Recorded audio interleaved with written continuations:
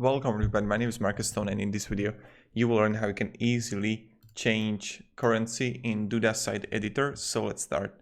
First, what you want to do is just click here on settings. No, sorry, click in e-commerce. Click on e-commerce and click here on manage store. When you're gonna do it, you're gonna see here settings and you want to click on general.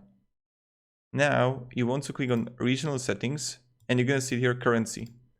So now you want to click on it and just find Euro or USD or whatever currency you want. So yeah, you can just choose what you like, honestly. Euro, US dollar, it's right up here. So just like I'm going to choose Euro, save. And this is how you can do it. Like, I don't know why I got Asia and Jerusalem in my date and time. That's beyond me. So this is how you can change the currency in Duda site editor. Thank you very much everybody for watching. If you have any questions, ask me down below in the comments. I'll be really happy to help you.